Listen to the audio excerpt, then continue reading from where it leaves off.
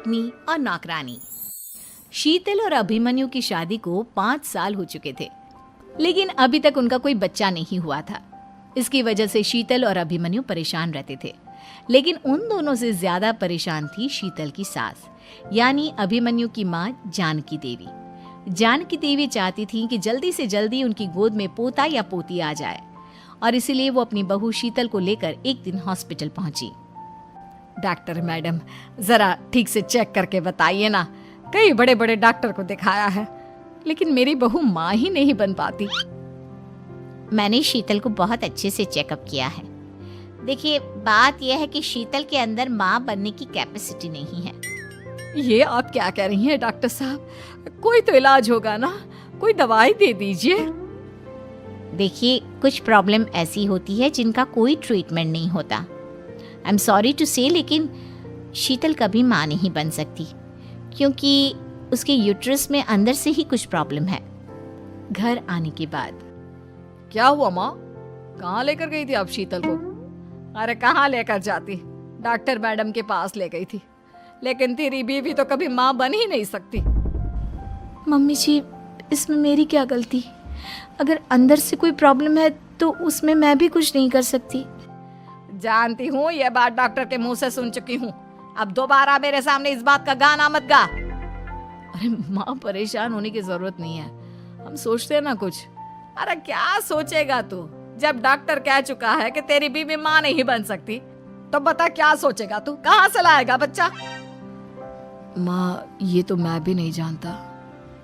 अभिमन्यु, क्यों ना हम अनाथ आश्रम से एक बच्चा गोद ले आएं? क्या फर्क पड़ता है बच्चा हमारा हो या गोद लिया हुआ? हाय, बड़ी बातें बनाने वाली। क्या फर्क पड़ता है? अरे क्यों फर्क नहीं पड़ता? मुझे इस वंश को आगे बढ़ाने के लिए मेरे बेटे का खून चाहिए, किसी दूसरे का नहीं। लेकिन माँ, आप जानती हैं कि ये अब पॉसिबल नहीं है। मैं कुछ नहीं जानती। मैं किसी पराये की औलाद को इस घर में अपना पोता या पोती बन के बढ़ता हुआ नहीं देख सकती। मेरा वंश मेरे बेटे के खून से ही आगे बढ़ेगा। लेकिन मम्मी जी, ऐसा कैसे हो पाएगा? आप अच्छी तरह जानती है ना, मेरा और अभिमन्यु का बच्चा नहीं हो सकता।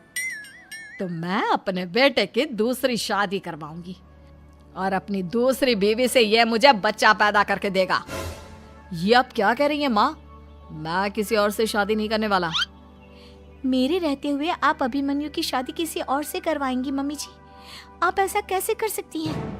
तू बस देखती जा बहू, मैं ऐसा कैसे कर सकती हूँ। कुछ दिनों के बाद, अभिमन्यु, मैंने तेरे लिए लड़की ढूंढ ली है। माँ, मैं आपको कितनी बार समझाऊं, मुझे किसी से शादी नहीं करनी है।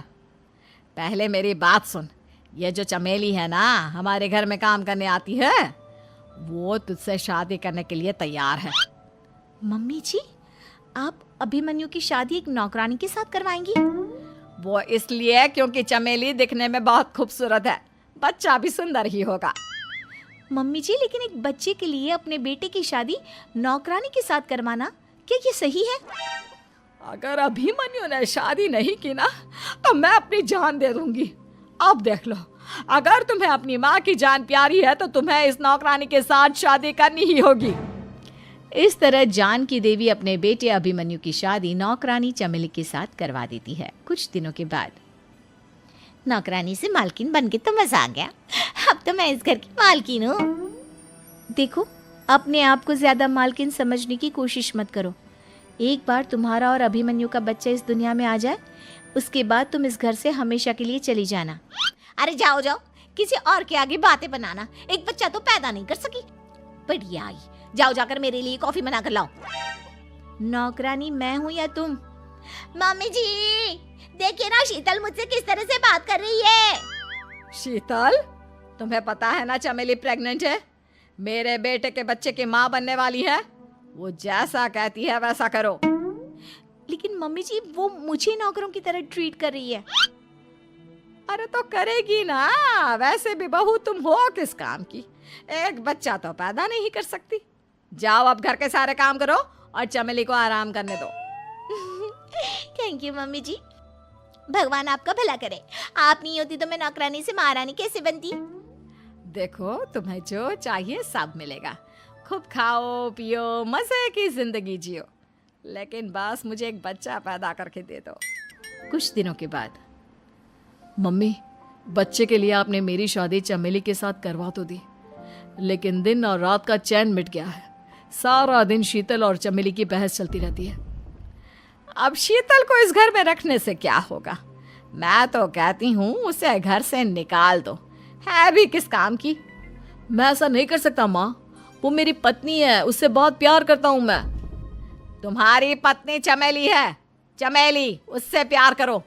अरे तुम्हारे बच्चे को जन्म देने वाली है वो। अभिमन्यु, मैं खुद ही इस घर से चली जाती हूँ। वैसे भी अपने ही घर में नौकरों की तरह रहकर परेशान हो चुकी हूँ। घर की नौकरानी मेरे ऊपर हुक्म चलाती है, वो तुम्हारी पत्नी बन चुकी है। अब मेरा इस घर में क्या काम? अभिमन्यु के बार बार रोकने पर भी शीतल उस घर से चली जाती है। कुछ दिनों के बाद चमेली एक बच्चे को जन्म देती है। भगवान ने मेरी सुन ली, मेरे बेटे का घर भर गया, उसका अपना बच्चा इस दुनिया में आ गया। मम्मी जी, बच्चे को हाथ लगाने से पहले मेरी एक शर्त तो सुन लो। तुम कहना क्या चाहती हो चमेली? आपकी मम्मी को बहुत शौक था ना अपने पोते को खिलाने का। अब देखो, इस दुनिया में हर चीज की कोई ना कोई कीमत तो होती है। तुम अपनी आधी प्रॉपर्टी मेरे नाम कर दो, बच्चा तुम्हारे नाम। अरे लेकिन मैंने अपने बेटे से तुम्हारी शादी करवाई है, अब ये सौदेबाजी कहाँ से आ गई?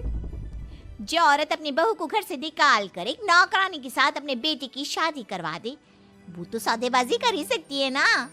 उसका कैसे भरोसा कर सकते हैं? मुझे बस आप लोगों की प्रॉपर्टी चाहिए, उसके बाद ही बच्चे को आप हाथ लगा सकते हैं। मैंने कहा था ना मम्मी, आप गलत कर रही हैं। देखिए, उसका नतीजा आपके सामने है। जब शीतल को पता चलता है कि अभिमन्यु और चमेली का बच्चा दुनिया में आ गया है, तो वो अपने घर पहुंचती है। अभिमन्यु, कहाँ है आपका बच्चा? क्या मैं उसे देख सकती हूँ? कुछ भी मत पूछो शीतल, माँ की हुई एक गलती हम लोगों पर भारी पड़ रही है। वो नौकरानी अपनी औकात पर आ गई है और अब हमसे अपनी आधी प्रॉपर्टी मांग रही है, वो भी बच्चे के बदले में। एक बात कहूँ अभिमन्यु, आप उससे कुछ भी देने से मना कर दो। अरे कैसी बात कर रही हो? मेरे बेटे की औलाद है उसके पास, ऐसे कैसे मना कर दे? मम्मी जी, वो अभिमन्यु का बच्चा नहीं है, वो चमेली और उसके बॉयफ्रेंड का बच्चा है। ये तुम क्या कह रही हो शीतल? ये देखिए वीडियो, चमेली और उसका बॉयफ्रेंड आपस में बातें कर रहे हैं कि उन दोनों ने मिलकर आपको बेवकूफ़ बनाया है और अब इस बच्चे के बदले आपसे प्रॉपर्टी भी हड़प लेंगे। हे भगवान, ये मुझसे क्या हो गया? ना तो बच्चा मिला और अपने बेटे की नौकरानी के साथ शादी करवा दी सो अलग। अब क्या होगा? मुझे माफ़ कर दो शीतल, मेरी वजह से तुम्हें बहुत तकलीफ हुई है। अभिमन्यु, मैंने कहा ना, उस नौकरानी को उसके बच्चे सहित इस घर से बाहर निकाल दो। लगता है मेरे अभिमन्यु का बाप बनने का सपना अधूरा ही रह जाएगा। अभिमन्यु, अपनी मम्मी से कहो कि परेशान ना हो।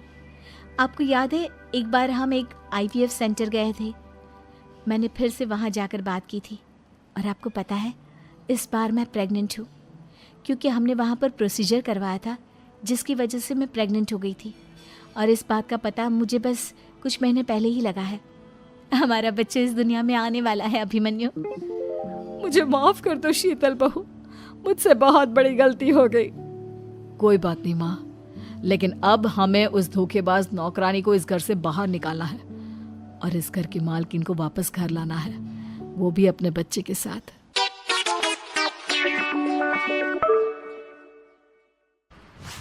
किशन और मोहन दो जिगरी दोस्त थे। दोनों ही साथ पले बड़े और साथ ही पढ़ाई लिखाई भी की, लेकिन स्कूल के बाद दोनों अलग हो जाते हैं। मोहन, हम दोनों आज अलग हो रहे हैं, लेकिन आज से ठीक 20 साल बाद इसी चौराहे पर मिलेंगे।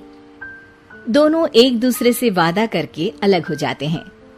किशन दूसरे शहर में आगे की पढ़ाई करने चला जाता है, तो मोहन अपने पिता के साथ उनकी दुकान में हाथ बटाने लगता है।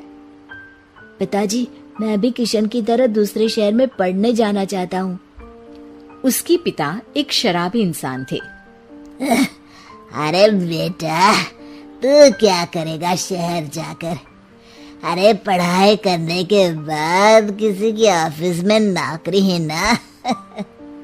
अरे वो तुझसे ढेर सारा काम करवाएगा और बदले में 4 अठन्नी पकड़ा देगा। तो राजा है राजा, अपनी दुकान में बैठ बच्चा। पर पिताजी, ये गल्ला तोलना मुझे अच्छा नहीं लगता। अरे इसी गल्ले को तोल तोल कर तो मैंने तुझे पढ़ाया लिखाया, इस लायक बनाया, और आज तुझे ये गल्ला तोलना अच्छा नहीं लगता। ये बोलकर वो मोहन को एक जोर का थप्पड़ लगा देते हैं। मोहन को थप्पड़ से गुस्सा आ जाता है और वो घर छोड़कर चला जाता है। 1-2 दिन भूखा रहने के बाद मोहन को पिता की बात याद आती है। ऐसा कौन सा काम है जिसमें खुद के लिए मेहनत करना और ज्यादा से ज्यादा पैसा हो? वो सोच में पड़ जाता है कि तभी उसे घोड़ों की आवाज आती है। वो एक पेड़ के पीछे छुप जाता है और जहां देखता है कि डाकू कैसे एक चादर फैलाते हैं और उसमें ढेर सारे सोने के गहने डाल देते हैं। डाकुओं का सरदार बोलता है, चलो, एक दिन मेहनत की, अब बाकी के महीने राजा बनकर गुजारेंगे। सारे जोर जोर से हंसकर वहां से निकल जाते हैं। अरे वाह, ये तो सच में बड़ा ही अच्छा बिजनेस है। फिर क्या था, मोहन ने छोटी मोटी चोरी का काम शुरू कर दिया। कभी किसी की चेन खींच लेता तो कभी किसी की पॉकेट मार लेता। उसे इस काम में मजा आने लगा। वाह, ये तो अच्छा काम है। पिताजी ठीक कहते थे, कुछ नहीं रखा पढ़ाई लिखाई में, सारा वक्त पढ़ो, फिर किसी और के लिए काम करो, और महीने के अंत में वो पकड़ा देगा 4 अठन्नी। ना बाबा ना। धीरे धीरे समय बीतता जाता है और मोहन जाना माना चोर बन जाता है। लोग उसके नाम से कांपते और कोई भी पुलिस वाला उसे पकड़ ही नहीं पाता।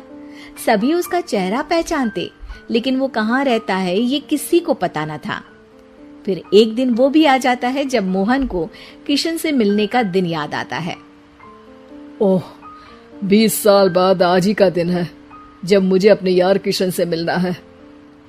और फिर वो उस शहर में जाता है और चौराहे में खड़ा हो जाता है। काफी समय तक वो अपने दोस्त का इंतजार करता रहता है, लेकिन वो नहीं आता। मैं भी पागल हूँ, किसे 20 साल पहले की बात याद होगी। कुछ देर इंतजार करने के बाद वो वहां से जाने लगता है कि तभी सामने 2 पुलिस वाले आ जाते हैं और उसे गिरफ्तार कर लेते हैं। मोहन को आश्चर्य होता है कि उन लोगों को मोहन का पता कैसे चला। अब सुनो, तुम लोगों ने अब मुझे पकड़ ही लिया है, तो क्या मैं जान सकता हूँ कि तुम लोगों को ये कैसे पता चला कि मैं यहाँ आने वाला हूँ? उसमें से एक पुलिस वाला मोहन को एक लेटर देता है। मोहन लेटर खोलता है जिसमें लिखा होता है, मेरे जिगरी दोस्त मोहन, मैं जानता था आज दुनिया यहाँ के वहां क्यों ना हो जाए, तुम यहाँ मुझसे मिलने जरूर आओगे। आज मन था कि मैं तुम्हें गले लगा लूं, लेकिन फर्ज की दीवार सामने आ गई। 20 साल बाद तुम एक मुजरिम के रूप में मेरे सामने खड़े थे।